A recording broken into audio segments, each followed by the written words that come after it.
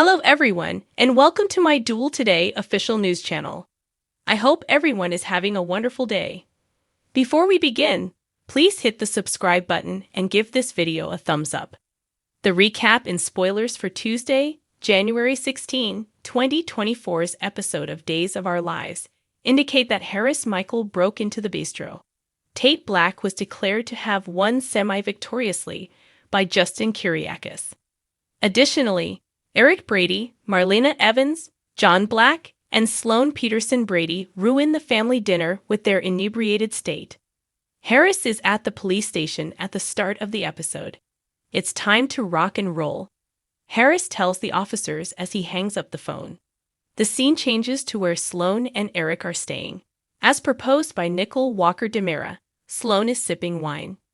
Nicole didn't intend for Sloan to be crushed, though. Rewinding to the dinner meal, Sloan overlooked the dessert spoons. Everything appears flawless as in a magazine. So flawless that you can be certain Sloan's excessive wine consumption will cause some harm. Sloan keeps downing more wine and gives Eric directions regarding cocktail napkins. All of a sudden, the door is knocked on. John and Marlena are early, and this makes Sloan anxious. Eric is excitedly hugged by John and Marlena as they enter. While Sloan stands alone in a corner with only her red wine for company, Charlena sticks close to Eric and socializes. Ava Vitali and Stefan Ditmura discuss the latest shipment at the bistro. Ava feels uneasy. This is not at all what Ava is into. Tuesday, January 16, DOOLO spoilers and recap show that, at Justin Kyriakis' request, Brady Black, Theresa Donovan, and Alex Kyriakis rush down to the police station. Tate enters and everyone becomes enthusiastic all of a sudden. Theresa gives her kid a bear-sized embrace as everyone is beaming with happiness. Tate appears to be having trouble breathing, but Theresa continues to suffocate him. According to Justin, he was successful in getting Tate moved to a rehabilitation center. They don't have much time, but the judge approved the transfer. Brady queries whether E.J. DeMera will overturn the judge's ruling, just like he did with Tate's bail. Sloan's wine intake has increased. Sloan appears to be experiencing extreme loneliness as everyone else mingles. At last, Marlena approaches Sloan to introduce herself. John and Marlena are offered wine by Sloan. Jarlena declines with grace. Sloan maintains that the wine is excellent, and that she wouldn't want to sip the entire bottle by herself. Marlena says she has a busy day ahead of her. John murmurs that he doesn't drink anymore. Then, as she stands there sipping more wine, Sloan gives Eric additional commands. Eric inquires about New Year's with his parents. Sloan replenishes the wine. Sloan listens as Marlena brings up Holly Jonas with Eric. Sloan interjects, stating that Jude Brady will not use medications. Sloan promises to keep him safe. Eric makes it clear that as parents, they will try their hardest. Sloan promises they'll perform better, even going so far as to lie to their son. Marlena's expression takes on an intriguing expression. Stefan and Ava discuss drugs and the bistro. Stefan is hoping for a quieter atmosphere. In front of the diners in the restaurant, Harris enters and declares there has been a raid. Stefan and Ava raise a glass to that. Stefan declares they are doomed after glancing at Ava.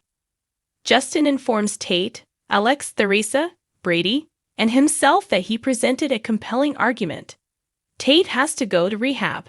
Tate doesn't see why he needs to attend, though, because he doesn't do drugs. According to Justin, the center also assists children with behavioral problems. Tate retorts that he has no behavioral problems. Work projects and group therapy are planned, according to Justin. Tate is unwilling to leave, but the alternative is to remain incarcerated. Tate is supposed to depart later that evening. Tuesday, January 16 Days of Our Lives spoilers and recap indicate that Marlena questions Sloan about her intention to lie in order to keep Jude safe. Sloan explains that she intends to safeguard Jude by telling a white lie rather than a lie. Then, in an attempt to solicit advice from Marlena on becoming a first-time mom, Sloan mentions how Doc gave birth to twins right off the bat. Marlena appears awkward and uneasy, but not for her, but for Sloane. Sloane complains bitterly about how flawless Marlena is. Marlena mentions that her son passed away. Sloane is now agitated. Sloane loses her cool and begins to babble. Sloane definitely ought to stop talking now, but she can't because of the drink. Eric is told to break the good news to his parents by Sloane, while John and Marlena are seated at the dinner table. Eric is unsure of her meaning. Sloane murmurs something about a thing with a camera. Eric understands that Sloane is referring to his photography company. Sloane is hopping impatiently on one foot. Sloane tries to make jokes for the camera. Not a single person is giggling. Marlena is then informed by Sloane that she is quite formidable. Marlena concurs with Eric and advises Sloane to take a nap. After becoming aggressive and nasty, Sloane throws a glass and lunges across the table at Marlena. Leaning on Eric's shoulder, Sloane begins to cry. John and Marlena observe with discomfort as Eric comforts Sloane. At the bistro, Harris begs Ava to tell him the truth. Ava calls Harris a spoilt brat, saying he's only getting even with her because they broke up. Harris disputes it. Harris asks Ava to allow him to rescue her from this predicament. Harris continues by saying that he can assist Ava in escaping her relationship with Stefan. Illinois is where the rehab is located. Justin informs everyone. Tate is prohibited from communicating with anyone, not even his parents, for the first month. Tate is not permitted to travel with Brady or Theresa. Theresa loses it. At least he won't be physically assaulted in rehab, Tate thinks. Marlena heads to the water for Sloane. In Eric's arms, Sloane is still crying and talking endlessly. The baby begins to wail, most likely as a result of Sloane's screams. We would also desire our true mother. When Sloane gets the water, she responds sarcastically to Marlena. The infant keeps crying. Sloane places the water down and gives him more wine. Jude goes on a walk with John and Marlena. Marlena finds it odd, but Jude's smile makes her think of Eric. Both John and Marlena are sorry about Eric. John queries why Sloane struck the bottle with such force. Marlena believes Sloane wanted to impress them and was nervous. John remarks that Sloane only managed to leave a really negative impression. John appears to be feeling sorry for Sloane. While not nearly as much as John, Marlena also feels sorry for her. Marlena did mention that when Sloane awakens, she will be embarrassed. John speculates that Sloane may have a drinking problem. For the sake of Eric and Jude, Marlena hopes not. Sloane is opposed to napping. Sloane wants to become frivolous and dance with Eric. Eric, though, is worn out and irritated.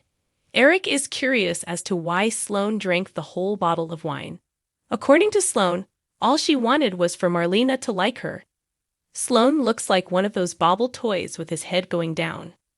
When Sloane finally manages to raise her head, she realizes she has to throw up. She thankfully refrains from spitting all over Eric. Ava jokes that she doesn't like the color orange. No narcotics were found, according to Harris. Harris expresses gratitude to Stefan and Ava for their help. Ava, though, makes a huge deal out of it. Brady gets a coffee from Alex. Tate is a nice young man who is unfortunate, according to Alex. Brady and Alex discuss Justin. Alex finds Justin's handling of the matter impressive. Alex acknowledges his error. Justin finds out that EJ won't object to the move to rehab. A touching moment is shared by Justin and Alex. Alex is reassured by Justin that he will always be available to him. They give hugs. In order to bid Tate farewell, Brady chooses to phone John and Marlena.